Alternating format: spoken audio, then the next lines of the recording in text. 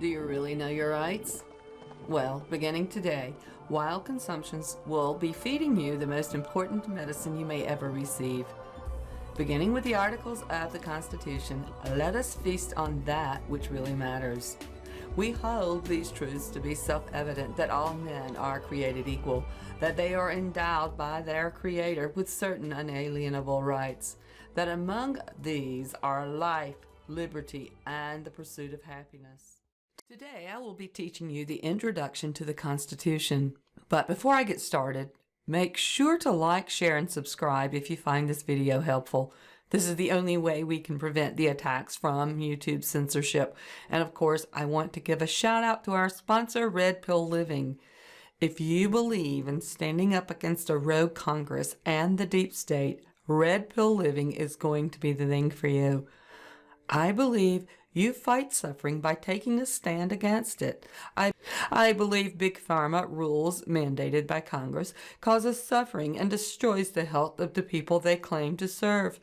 I believe the deep state, along with Congress's Big Pharma, has stolen years from our lives. I believe it is possible to take some of those years back. That's why I support Red Pill Living. With best-selling products like the C60 Longevity line, the Keela Cream, the Heavy Metal Detox Topical, and Colloidal Silver Super Concentrate, Red Pill Living supports longevity, vitality, and detoxification against the deep state attacks on your health. Red Pill Living is proudly based in the United States. That's redpillliving.com, and the promo code is Dark to Light.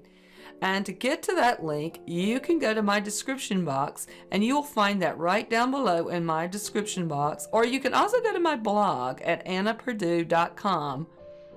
Okay, now back to U.S. Constitution Article 1, Part 1. We're going to be talking about the legislative branch. Well, many believe we have already lost our constitutional rights. However, thanks to National Liberty Alliance, we are slowly taking back what our founding fathers granted us as U.S. citizens. Now more than ever, we must learn and restore these powers. Let's begin. Today, we will begin with Article 1 of the Constitution. Article 1 covers the legislative branch. Signed in Convention, September 17, 1785, Section 1. Congress. All legislative powers herein granted shall be vested in a Congress of the United States, which shall consist of a Senate and House of Representatives. Section 2. The House of Representatives. The House of Representatives shall be composed of members chosen every second year by the people of the several states, and the electors in each state shall have the qualifications requisite for electors of the most numerous branch of the state legislature. No person shall be a representative who shall not have attained to the age of 25 years and been 7 years a citizen of the United States, and who shall not, when elected, be an inhabitant of the state in which he shall be chosen. Representatives and direct taxes shall be apportioned among the several states which may be included within this union, according to their respective numbers, which shall be determined by adding to the whole number of free persons, including those bound to service for a term of years, and excluding Indians not taxed 3/5 of all other persons. The actual enumeration shall be made within 3 years after the first meeting of the Congress of the United States, and within every subsequent term of 10 years, in such manner as they shall by law direct. The number of representatives shall not exceed 1 for every 30,000, but each state shall have at least 1 representative, and until such enumeration shall be made, the state of New Hampshire shall be entitled to choose 3, Massachusetts 8, Rhode Island and Providence Plantations 1, Connecticut 5, New York 6, New Jersey 4, Pennsylvania 8, Delaware 1, Maryland 6, Virginia 10, North Carolina 5, South Carolina 5, and Georgia 3.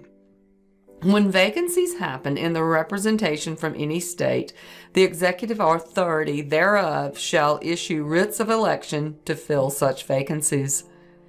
The House of Representatives shall choose their Speaker and other officers, and shall have the sole power of impeachment.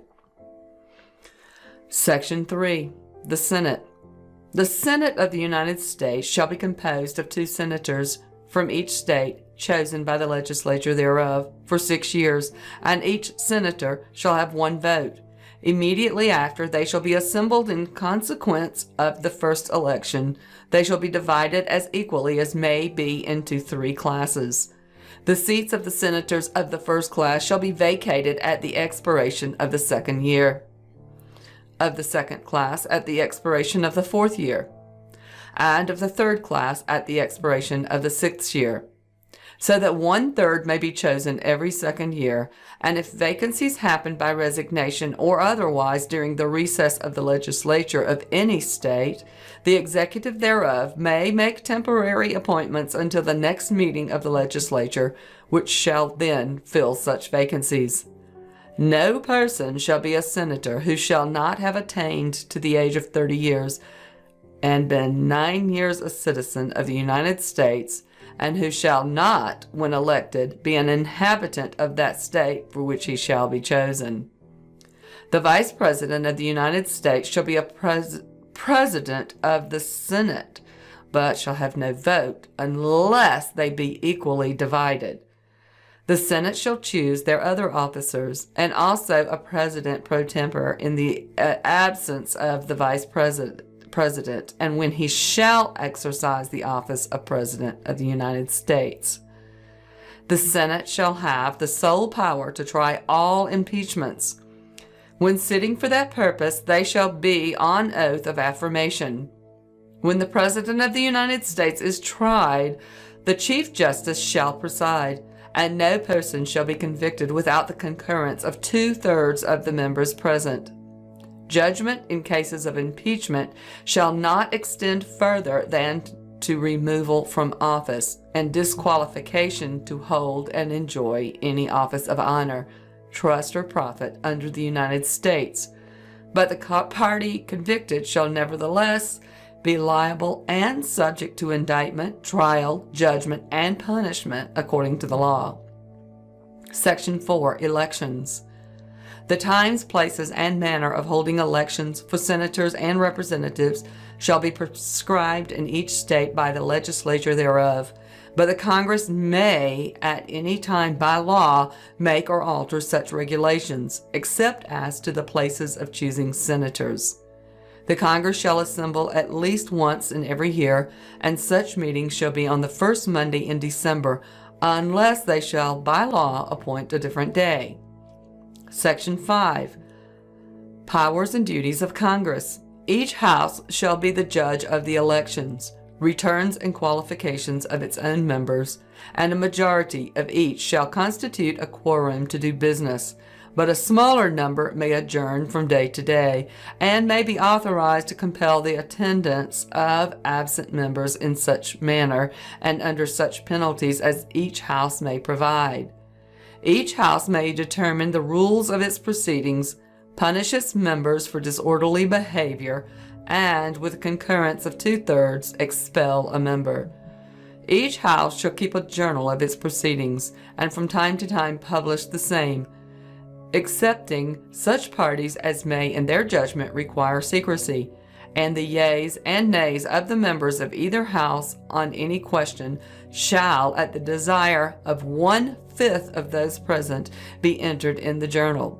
Neither house during the session of Congress shall, without the consent of the other, adjourn for more than 3 days, nor to any place than that in which the 2 houses shall be sitting.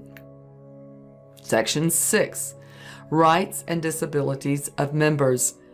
The senators and representatives shall receive a compensation for their services, to be ascertained by law and paid out of the Treasury of the United States.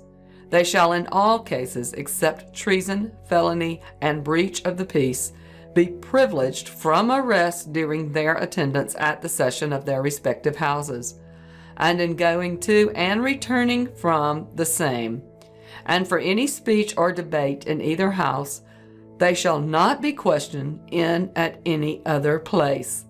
No senator or representative shall, during the time for which he was elected, be appointed to any civil office under the authority of the United States, which shall have been created, or the emoluments whereof which have been increased during such time. And no person holding any office under the United States shall be a member of either house during his continuance in office. Stay tuned for part 2, where we will pick up with section 7 of the Articles of the Constitution. Make sure to visit National Liberty Alliance at nationallibertyalliance.org for a full array of resources on how you can protect yourself and your family from a tyrannical government. Thank you for joining us at Wild Consumptions, where you will be fed all sorts of good things to nourish your body and soul in these turbulent days ahead. If you like the content, please hit the subscribe button and remember to hit the bell to get the notifications for future videos.